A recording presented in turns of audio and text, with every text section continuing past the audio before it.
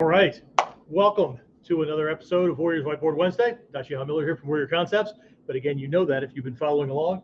And if not, well, you can always look me up. Anyway, all right, so I know some of you have been waiting. I apologize. We had some technical issues on this side.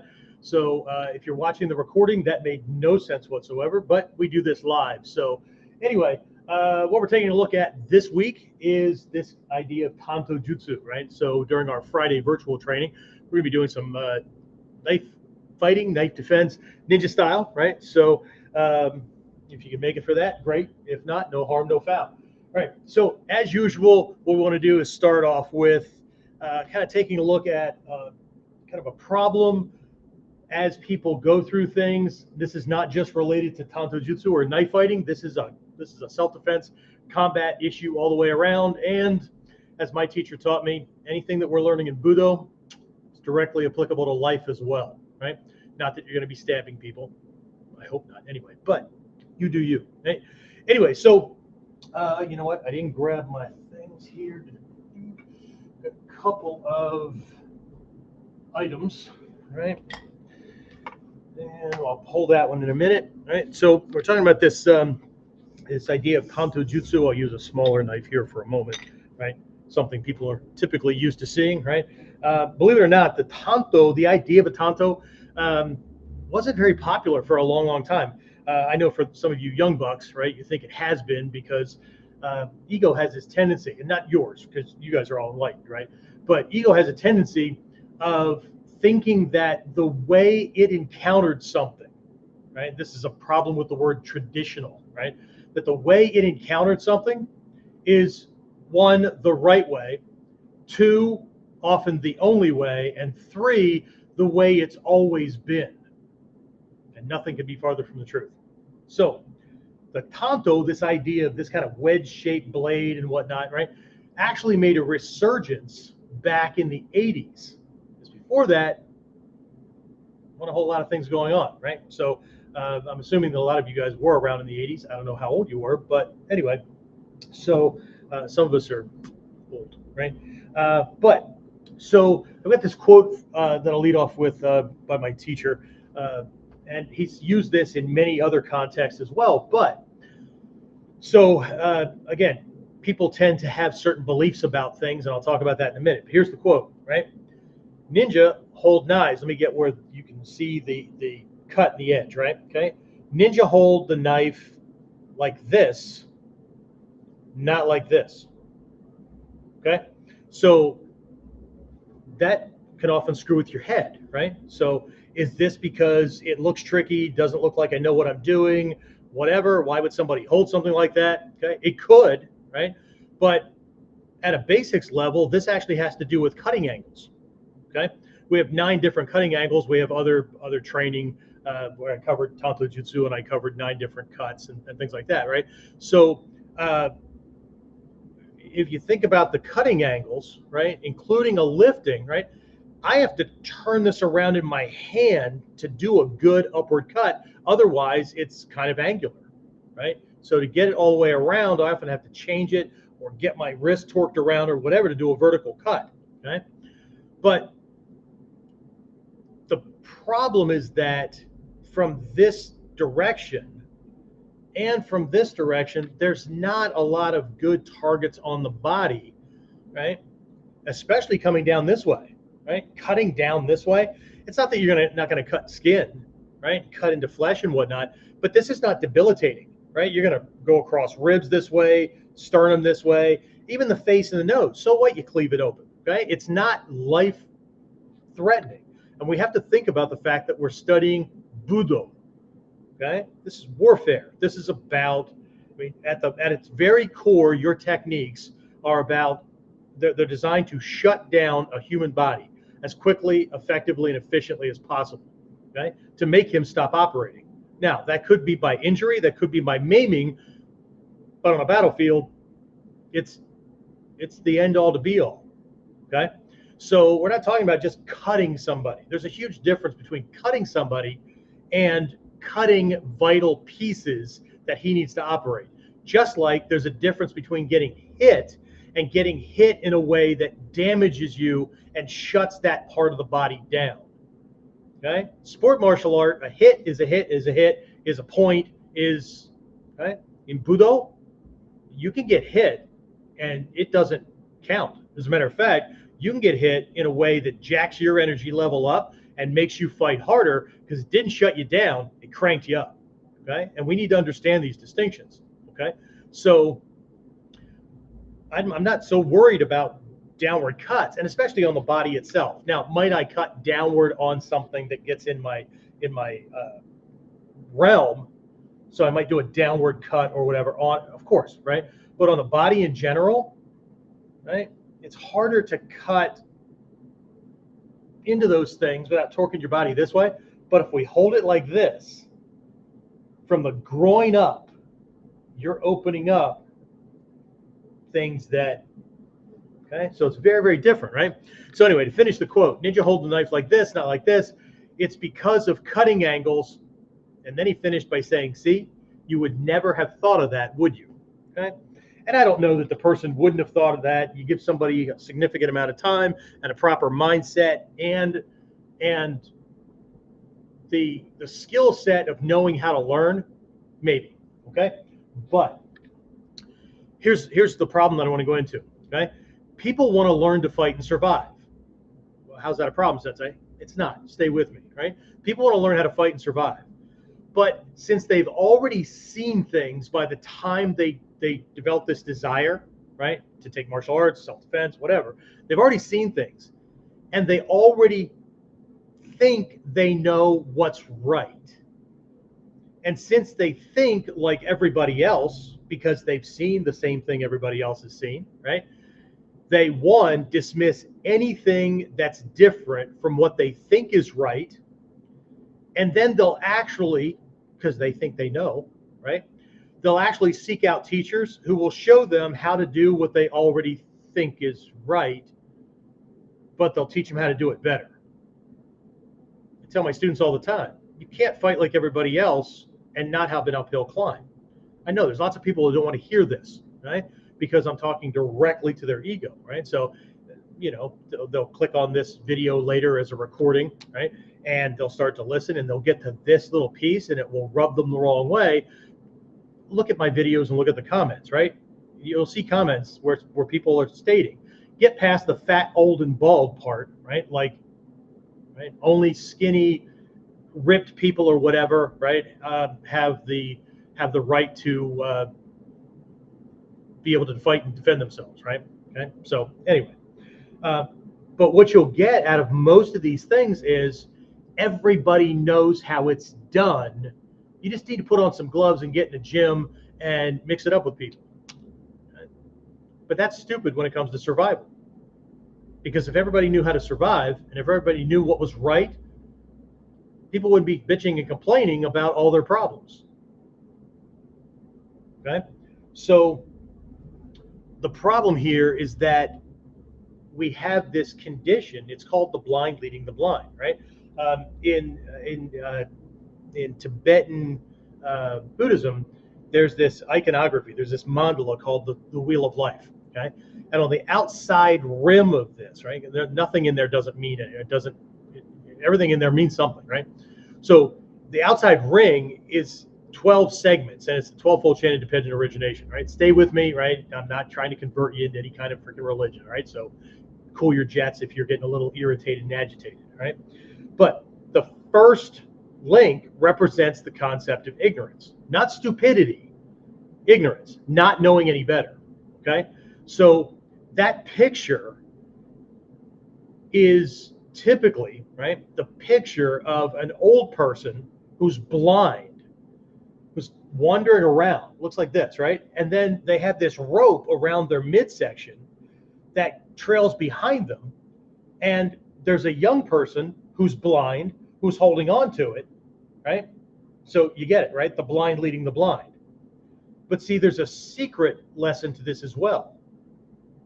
How did the rope get around the old person? And how did it get into the hands of the young person? Okay? So it's not just this person ahead of me didn't know any better and conveyed lessons to me. They didn't validate it. Now, if I don't validate it, I'm going to be subject to the same suffering and conditionings and frustrations and confusion that they are, right? But the secret, the hidden message, part of that lesson is that the young person who's blind, who doesn't know any better, latches themselves to somebody who they think knows more about what they want to know about. They don't do any conditioning. They just figure, well, he's been around longer. He's done this kind of thing. He's got this particular title. He's got this color belt, whatever. I'll just, hitch my rope to them and let them lead me down the path. See where both are a problem? Okay. That's why the ancient teachings are about waking up and validating the information. Okay. So again, the problem that we have is if we fight like everybody else, it's going to be a hell of a fight. Okay. If we do instinctively what everybody does.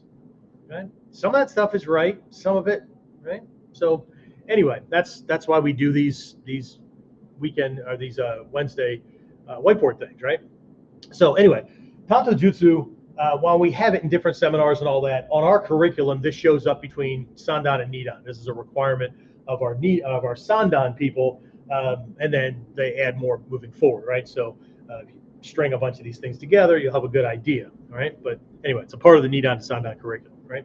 But let's take a look at this historically, because, and while it's not that it isn't true, right? When you look stuff up on Google or you do these searches and whatnot, what you'll find is a range of things, right? But you've got to go back farther and look at things historically, because people tend to generalize. And what they can often miss is that things change over time, just like our Kosei no Kamae, right? Did not always look like this, right? There was a point in history when it looked more like, the fist on the hip. Let me get out of my name label right there. This way, right? It was because of armor. It was because, right? Drop the armor. Armor's not as heavy. You're not in armor or anything anymore, right? This doesn't make any sense anymore. You got to kind of loosen things up. Fight styles changed, all that, right? So there's this developmental kind of transitioning period, right? So most people think, right, that just because it has that edge to it, or that, that little bit of a cleave to it, right? Well, that automatically makes it a Tanto. Maybe it does, maybe it doesn't, okay? So I've got this other one, right? It's about the same length, right? Pull this thing out here, okay? It's a little bit longer, right? But now we're getting closer to what a Tanto is, okay? Because if we go back historically, right, what we find is that a Tanto, the blade, again, if you count centimeters and things like that, right, the blade, a Tanto originally was even a little bit longer than this. This is about an 8 or 9 inch blade from cutting surface here to point, okay? But we're talking about almost a foot, right? 11.9, I mean, the way the centimeters work out, right? Just about a foot, right? Imperial, about a foot, right? 30 centimeters, I think, right? So longer, right? So Wakizashi, Shoto, okay? Tanto was longer than what most people think a Tanto was. Does that mean that there weren't smaller ones? No, but if you see things that are ornate like this was a later development when the blades got shorter and the weapons got more ornate, because they were more for status and decoration than they were for combat, right? I've mentioned this in the past where, people jump on things like hanbo, right? And things like that, and that's fine, right? But historically, the hanbo, the half staff, and the jo, they were what-if weapons, right? They were things that you learned farther down the line. You learned the long staff first. You learned spear, naginata, long weapons, right? Because nobody in the freaking right mind is taking a short stick, jo or hanbo, onto a damn battlefield, right? It's a what-if weapon, because if your shit gets all damaged and broken or whatever, or you get disarmed, you need to do a little roll or whatever and pick something up, chances are what you're going to pick up is a broken piece of something. Now, can you put that to use? Okay, so in ancient Japan, the bow, right, the rokushaku bow was the standard length of things because it was a utility pole, right? It was the walking canes. Look at any Chinese or Japanese artwork from back in the day, and old folks are walking with a long staff as a walking cane, not what we think, right? So it's important that we don't, again, here's that what we think, so therefore we judge everything based on what we think is right, and everybody else is doing the same thing, right? And then you end up with this blind leading the blind kind of thing, right? Because if I say walking cane or walking staff, most people in today's world in the West think of a geriatric cane, right? So Hanbo converts to that, except that if we don't understand that historically, the average height of a soldier during the Sengoku Jidai Warring States period, average height was 4 feet 2 inches imperial. A Hanbo is now not here relative to their body. It's now what for me would be like a Joe, and a Joe would be like relative to us what a long staff is, and a long staff would be like we were holding a 9-foot spear. Okay, so the relative, see, the ratio and relationship between the length of that and someone's height makes a huge difference, right? But people like to skip over that because they just want to get to the damn techniques, man. Just tell me where to put my foot, tell me how to do the move. Okay, sure, I can do that. We'll see how much you like it after that. Anyway, so the kanji, right, for tanto, right? Tanto,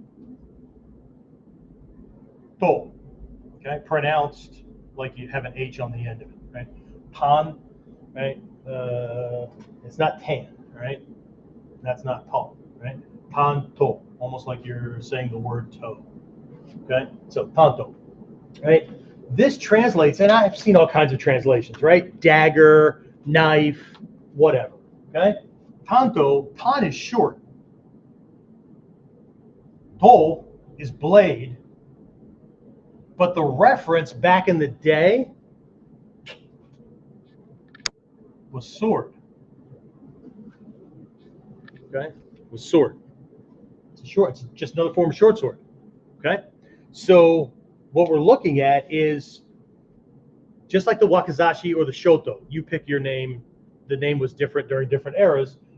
The tanto fit a certain kind of category, right? They were considered to be mate weapons, okay? So nihonto, right? These Japanese blades were carried in combinations, right? So most people think of long sword, short sword, that kind of thing, right? But you could have a jite, right? These sword catchers that people call them and whatnot, right? That were often edged, okay? Or whatever, iron warfan, a tetsun, anything like that, right? But this was considered a mate category. And if we think about the context, okay, again, you know, people think hey, it's a backup, man. I mean, what's it matter if you pull a derringer or you pull a, well, in the context of that kind of fight, probably not much. But in the context of, in ancient Japan, if I went to visit a senior official or I went to the shogun, I was invited to the shogun's residence or to the imperial castle or whatever, right? I was required to check my weapons at the door, which means that I surrendered my longsword, I surrendered anything else I had, right? Yumiya, right? My bow and arrows, yari, spear, whatever, okay? But I was allowed to keep a weapon, okay? Because of dignity. Because I should be allowed to protect myself. I'm a warrior, okay? So if what I had was a long sword and a shoto or wakizashi, and that's it, I could keep the short sword, right? If I had a tanto, I keep the tanto, jite, whatever, okay? So checking your weapons, everything but one, and it was short. Well, okay. That doesn't sound so bad. It's kind of like people that are all for gun control and stuff like that. I'm not getting into that debate either, right? It's about the logic, Okay, well, at least you have something. Yeah, I have something. Okay, but this guy's security forces in his castle, in his residence, all have longswords, all have spear, all have naginata. Okay, so I have the equivalent of a folding knife or a clip knife compared to their weapons. Okay, so why would I choose, knowing that, why would I choose to carry as my backup something tiny? Would I not want my backup to have as much reach as possible within the realm that I was allowed? Okay? You can't carry a knife with longer than this length of a blade. Great, then I'm carrying that length of a blade. Can I use the smaller ones? Sure. But why would I further handicap myself because of ignorance or any other reason? I don't know. I'm just asking. Okay. All right. So anyway, again, part of things, the Tanto kind of fits into the ninja juhake principle, right? Most of you know that in the Togakure school, right? There's this idea the ninja juhake are the 18 training areas of a ninja. Okay, 18 skills, 18 training areas, whatever. Okay, so and of course that has the minimum 8 from the Ninja no Hachimon, right? That was the litmus test in ancient Japan as to whether you were doing ninja stuff. Okay, but in the Togakure school, they don't have 18 levels of training. They have 36 because they have 18 conventional warrior skill sets as well. Okay, Togakure ninja were required to know not just the ninja stuff, they were required to know the conventional stuff. Okay, because one, all ninjutsu skills are either one, variations on the conventional, or they take advantage of the gaps and openings in the conventional. But how do I know how to vary something, or how do I know how to exploit the weaknesses if I don't know the conventional? So in Togakure lineage, there's 36. Okay? 36 areas of training. Right?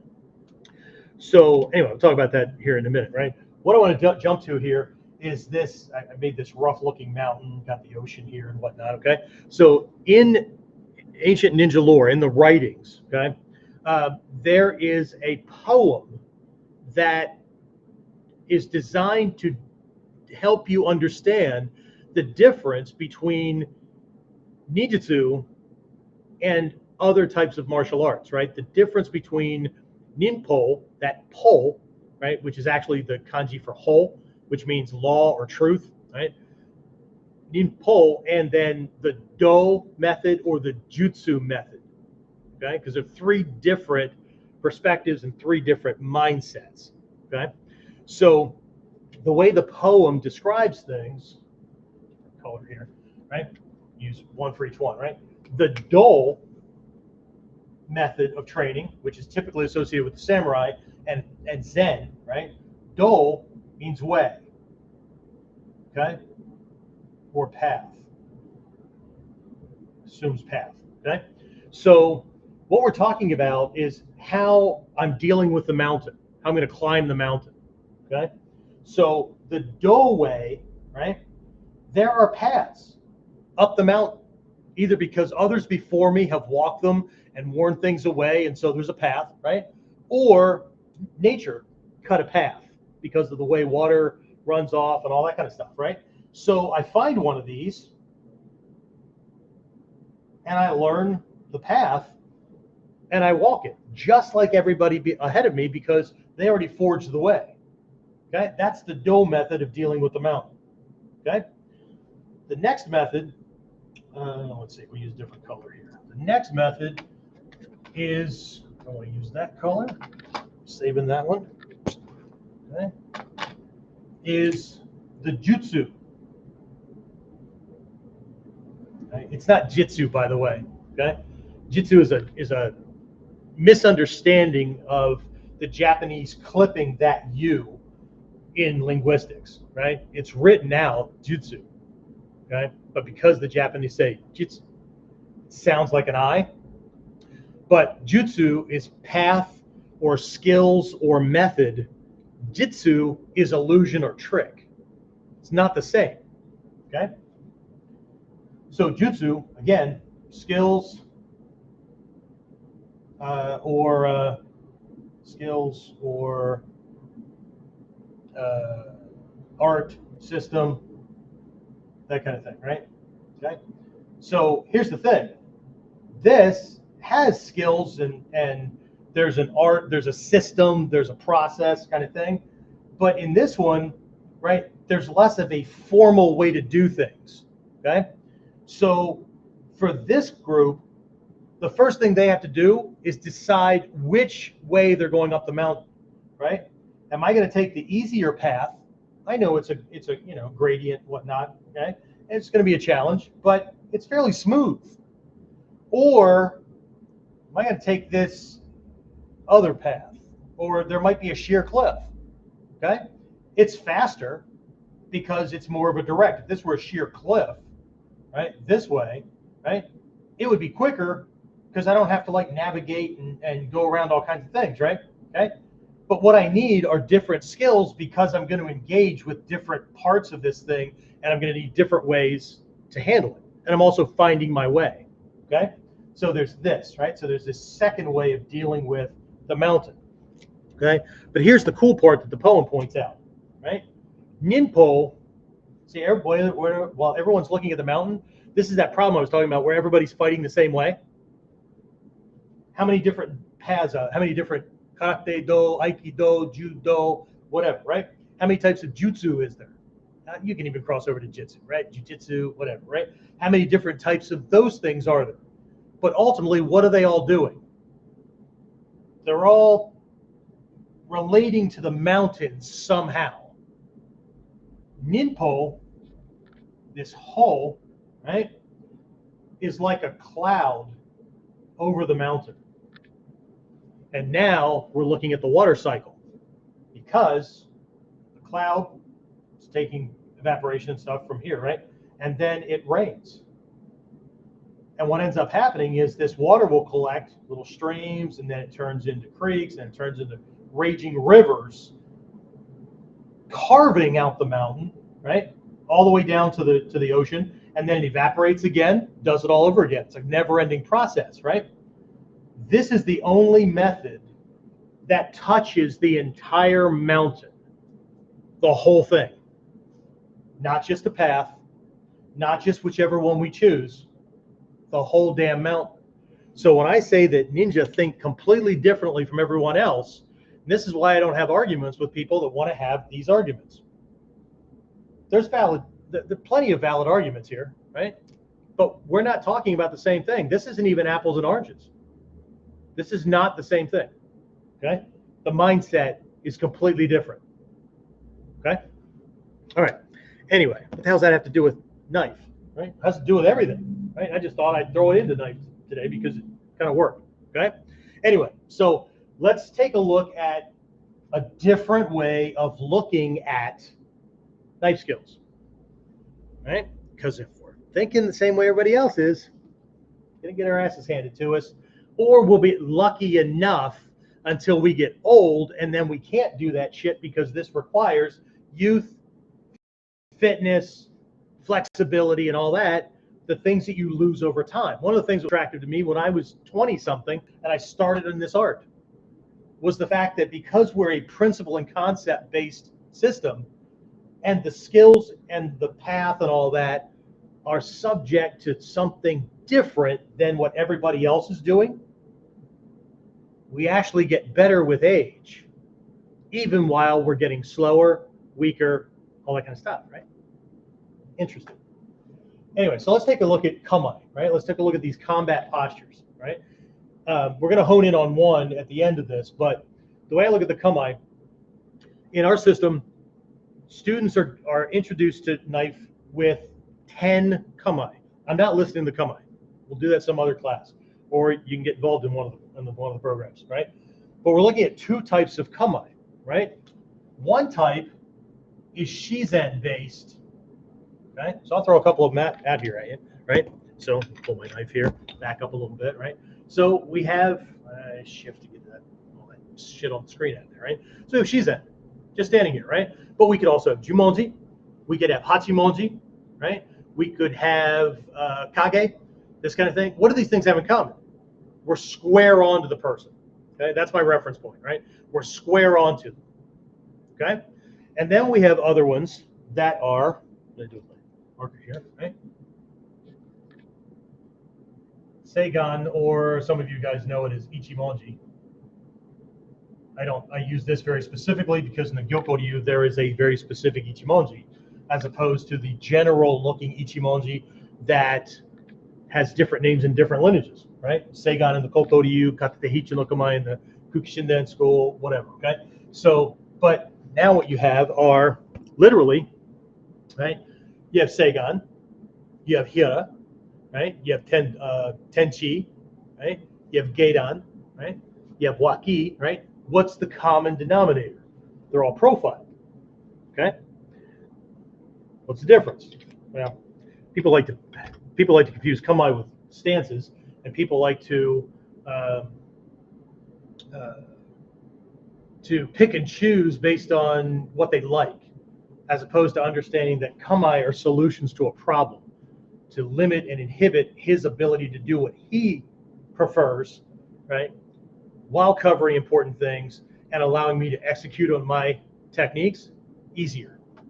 Okay, they're tactical weapons, they're tactical attacks. Okay, but either way, we learn the kamae, right? We're still looking at the conventional stuff, right? Turning the blade from edge down to edge up. Well, see, now that's a little ninja trick, okay? Because I'm thinking about, right, maximum effect, minimum effort, right? I'm also thinking about confusing it, right? Based on conventional thinking, what asshole holds his knife upside down, right? Because that's what they think. Well, it's upside down. And if you describe it as we're going to hold the knife upside down, then your mind already thinks that there is a right way to hold the knife, like gravity has some kind of effect on. Okay. Anyway, there was a kamae that I listed in here that flips this from conventional to ninja. Okay. I mentioned it when I was doing these. That kamae is kage no kamae. Okay. Kage can refer and mean anything from ghost to shadow to, it implies hidden, right? So the kamae, when people first learn it, is this way, right? So I can stand and look like, hey, calm down, man. But I've got this kind of thing hidden, right? But kage is anytime you're doing anything where you're, see where it is, right? Where you're holding this thing in a way, the kunoichi in ancient Japan, right? You can look this thing up in, I think, Tatsumi Sensei's Nijutsu History and Tradition book, where he had a picture of Mariko, his wife, in kimono, holding a bunch of flowers, and there's a tanto strapped to the base of the stems. So she's holding this bunch of flowers, but if she's attacked, she can flick the flower heads at him, right? Get him in his face, that kind of thing. Get him to close his eyes, but there's this knife attached to it, so it's all there, right? So kage is the idea of concealing the fact that you either have the weapon or you're concealing the length of the blade. If I hold this in a certain way, now you know what the length is because I already held it like this for you. But if I hold it like this, it becomes more difficult. If I hold it like this, you have a better idea. Okay? Everything changes. Okay? That's why we have, I have to use something shorter because this is the camera, right? That's why we have kamae, like ichi no kamae. That's why we have kamae, like waki or yusui no kamae, right? Where it's behind. Or we have kamae, like kocho no kamae, right? We're concealing the length of the blade, okay? Because if he knows the length of your weapon, he knows how to take proper distance. He knows how to get you, okay? So when we talk about ninja knife fighting, we're not just talking about tricks. We're not. We're starting with how he thinks and what he needs to be successful on his end. So I need to keep him out of that realm. Okay? There's an old joke that a comedian had one time about context like this, right? Like if Walter Payton, who old football player way back in the day, I'm quoting from him because of the time period when this happened, right? We'll just change it. If a football player wears a baseball cap to a football game, I don't mean on the field, they're just wearing them to a football game, right? Nobody thinks twice about it. But if a baseball player wore a football helmet to a baseball game, whether he was on the field or not, everybody would think he was retarded. And that's the thing, right? Most people are trying to fight and learn how to survive by dealing with him on his terms. That's conventional. The ninja rearranges things to get him to deal with me on my terms. I have to eliminate his ability to do what he does well while forcing him to deal with me the way I've created the situation. It's different. But if I fight the same way he's fighting, it's conventional. He has less worries because it's a crapshoot. It's the same thing he's always dealt with. Okay? It's not the same. Okay? See how I distracted you with knife stuff to get you to come to the training? Some of you come just because I do this every Wednesday, right? But some people jump on this because he's going to teach me how to fight with a knife. I'm going to teach you how to survive against somebody who doesn't give a shit if you have a knife. Okay? So anyway, right? So this Kage principle, right? Hidden blades, it extended even beyond that, right? Ninja would hide blades in the tsuka of a blade, right? So this is called a shirisaya, right? So it doesn't have a handguard, okay? So it just looks like a piece of wood at quick glance or whatever, but right? And then there were these shinobi-zui, right? These hollowed out canes that had things in them, right? But they would even have the tsuka split, okay? Where this is an end cap. So they're not drawing a knife out of this. They're popping this off. So there's a blade in this, right? Because otherwise all I have is a ramming tool.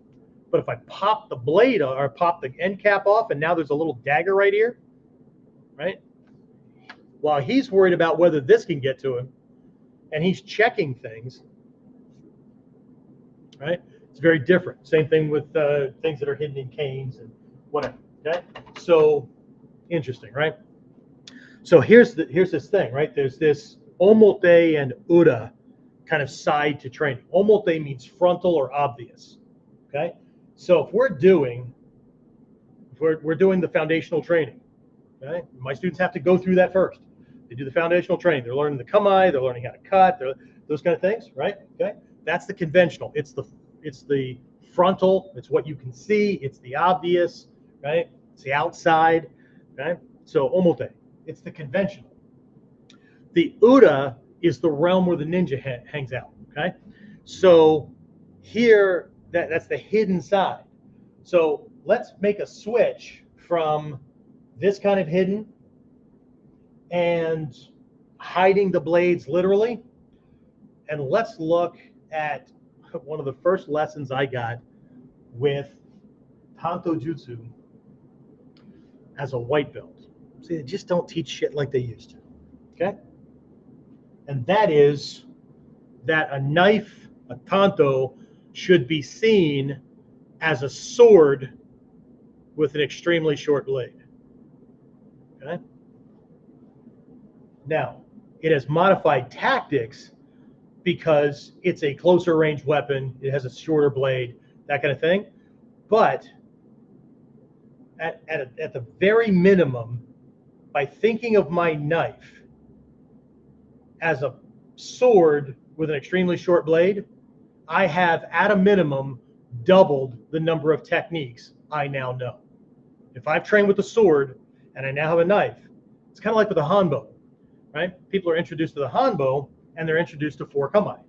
2-handed in front, 2-handed behind, single-handed beside, single-handed in front. Okay?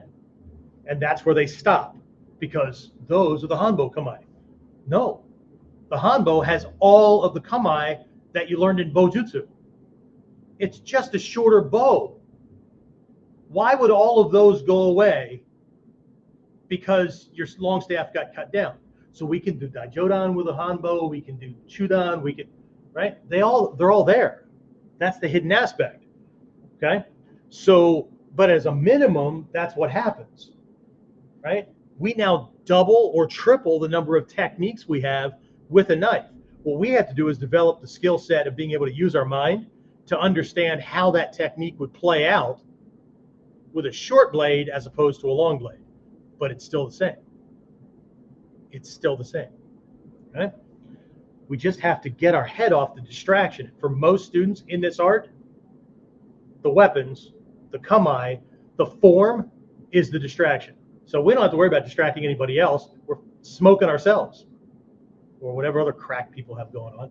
Anyway, so, but here's what happens. When we do that and we look at Tantojutsu through the lens of what I'm going to call the sword principle, then that starts to open up training areas, okay, and ways to train, okay, and things that a lot of people don't think about, right, that are actually very basic. We're talking about sword, okay, but we switch over to something else and people are like, where do I start? Well, I don't know. Did you do sword training yet? Yeah, but this is a knife. Convert your sword stuff. Still an edge weapon. Okay?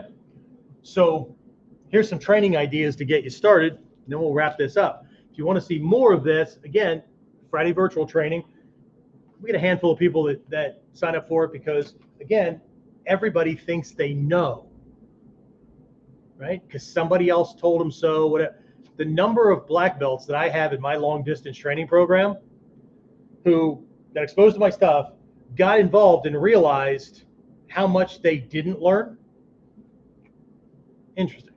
But you know what? That's no different than the reason I spend thousands to go to Japan every year, because no matter what my rank is, those people have been doing it longer. They've been to classes I haven't been to. There's insights that are still to be had, right? And I go, holy shit, and I fill up notebooks full of things to come back with to train. That's the way the process works, okay? Unless you assume that you already know, okay? You know what that happens, what that turns into, right? Anyway, here are 4 areas. I know there's 5 dashes, but there's 4 areas I'm going to throw at you that come from sword that I believe, if you're working the whole ninja side of things, you need to add into your Tantojutsu, and this will blow almost everybody out of the water, right? You're going to have to worry about a tiny percentage of people that are really, really good with a knife because they're already doing this stuff too, okay? So first one is drawing and resheathing.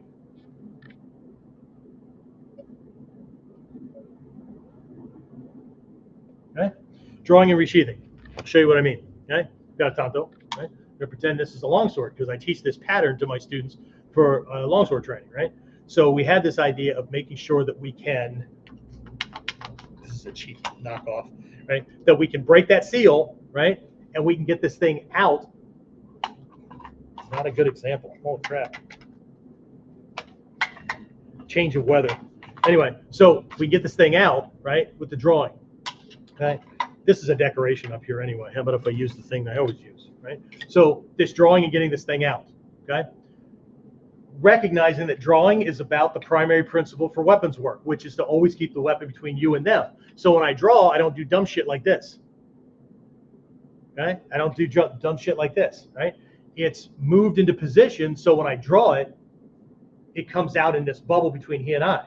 And when I put it away, I don't do this because I don't know what else is coming. I make sure that this is always in a position, so if something happens while I'm executing on resheathing, I can draw it again. I can hit him with the butt of it. I can get the blade back around, right? Drawing and resheathing are always done as an attack or as a preparation for an attack, never I don't have any shit to worry about, so I'm just going to do whatever the hell I want. So that's what I mean by drawing and resheathing. That then leads to Bato, right? Unless you're doing it just with targets, we do not do Iaijutsu. Most people know Iaijutsu, right? Draw and cut, okay? But Iaijutsu is for stationary targets. Bato Jutsu, okay, is a much older term. Bato Jutsu is drawing and cutting in combat, on the move, while avoiding an incoming freaking kill shot, okay? So can I draw, avoid, and cut the same time, right? So this all comes from sword, but can I do the same thing with a knife, okay? I already covered one of these things, hiding the length of the blade. Hiding the blade length. If he knows how long your weapon is, he knows what your effective range is, he knows how close he can get, he knows how to deal with it, right? If he's good, right? We're not training to defend against morons, okay? Trained to defend against the worst that's out there or the best that's out there, and then everybody else is a relative cakewalk. Not really, you still have danger, but you get the idea, right? Relatively speaking, okay? And then here's a big one, right? I'm just going to write down weapon fit, right? You make sure the weapon fits you. When we're doing handgun training, I always tell students, look, here are these key indicators that you need, because you need the weapon to fit your hand, because your grip is responsible for neutralizing two types of recoil. Your posture neutralizes two types of recoil out of three. Okay, there's three types of recoil that you need to neutralize in a combat situation to keep the muzzle on, so you don't get controlled by kick, and you need to keep putting it back, or so the thing doesn't twist in your sweaty palm because you're having the adrenal response, or okay. So it's the same thing with a sword. So grab this one. This one's better, right? So this is not my primary, but I learned this way back in the 80s, okay? That when a sword was made for you, the tsuka was really, really important, the length, okay? Most of the things that we buy today, if you buy them online or you don't know about this thing, you're more likely to buy a standardized, these things are all beaten because of training and all that, but right, this standard sword length, tsuka length. And this one's even shorter. It's not based on my normal one, right? See the difference? Okay? Because the ones that are typically mass produced and sold in today's world are based on the dimensions, okay, of the Togakure lineage, or not Togakure, I'm sorry, the Tokugawa lineage, the ones who took over and enforced peace. I love that, right? Enforced peace for 100 years in Japan, okay? And they regulated everything. How far you would bow, length of weapons, all kinds of things, because everybody prior to that, right? Our stuff was developed during the Sengoku Jidai Warring States period, and before that. So every school's sword or weapons were based on their techniques and tactics and things like that, right? So, but more to the point is, if I know how to hold this thing properly, right? The way it's supposed to be held. You see how that is right there? Along the lifeline, the middle knuckle, the index finger is your brake, right? To stop it, right? Not a baseball bat, right? This way, okay? Now, again, this is too short for me. This is a knockoff. I just grabbed it off the rack here. My other one is in my office, and I didn't have enough foresight to grab it for class, right? But when I bring this onto my arm this way, this should come to just before that bone right there, right in this hollow. Because now it's based on my length and my dimension. So now I can truly live to use the weapon or hold the weapon like it's an extension of my body, because this spacing is now matching. So if I were picking this thing up, knowing that this were shorter and knowing where this has to go, as soon as I pick this up, I'm going to do this with it, so I know where it's bumping. And now, instead of holding it right here, I'm going to hold it like this. See how much extra space I gave myself? Okay? Because I don't need to hold this. I need to lever. Okay? So that is how I make it fit. The other one, and you can't see this because of the way the camera's set up, is I would drop this at my side and I would swing my arm. Okay? And the boshi should just miss the ground. Right? If it's too short, of course it's going to miss the ground, but now I'm shorting myself on reach. If I'm short and this is too long for me, I don't know if you can hear that or not, but I just made the boshi hit the floor, okay? Which means I can't bring this through freely. It can snag on things, it can jam into the ground, that kind of thing. This is what we mean by the weapon fits your hand. It fits you. Combat handgun stuff, knife, whatever. People buy shit because they think it looks cool, right? But does it fit your hand, right? When I hold this doesn't fit my hand. See all the space? That means as soon as this hits anything or I cut or whatever, this over time will start to move through my hand and I'm going to have to re-grip it. If you go shooting with a handgun, if you use knife stuff and you're actually doing cutting and whatnot, and you find that you have to keep reseating the thing in your hand because it's slipped, it doesn't fit your damn hand. And that goes for too big or too small. Okay?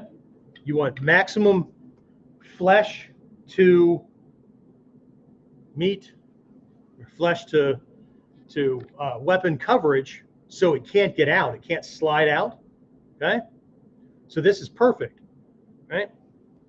But if I'm holding a clip knife, I have to recognize that, right? So did I purchase wisely or did I purchase because of shiny and cool? And that goes for, well, I get the blades that have the little notches right here for the fingers. Really? Fantastic. Whose hand did they base those notches on? Probably not yours if you bought it in a store. Okay? So, and on top of that, if it's that way, I'm going to have a hard time flipping it around and using it backwards, because while my fingers will fit in there, it's designed to hold it normally. It's designed to hold it right side up. Okay? So we, ninja, prefer smooth, right? Asymmetrical? Asymmetrical? No, symmetrical, right? Where it's the same all the way around. So it doesn't matter how I hold it. It fits, right? It's more flexible that way. So fit, right? I only put the fifth one down here. So I can put that, and that lets you know that this is not a closed-ended list, okay? So I know I didn't teach you how to hold it that much. I didn't teach you how to cut with it or whatever, but this is a strategy and tactics training, okay? So at the end of the day, the lesson is, if you want to be better than average, you want to go beyond that, and you want to be operating in this realm up here and not down in these realms, then you need to think about this completely differently. And the first step to doing that is to look at your knife like it's a sword with an extremely short blade and start dealing with it, because Tanto were developed as swords with short blades. It's just a different type of sword. As soon as you start thinking about knife and dagger, everything changes.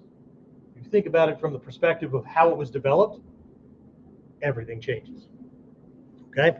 So again, the omote, the obvious conventional mindset, same stuff everybody else is doing, right? You have to learn that, right? So you can vary it.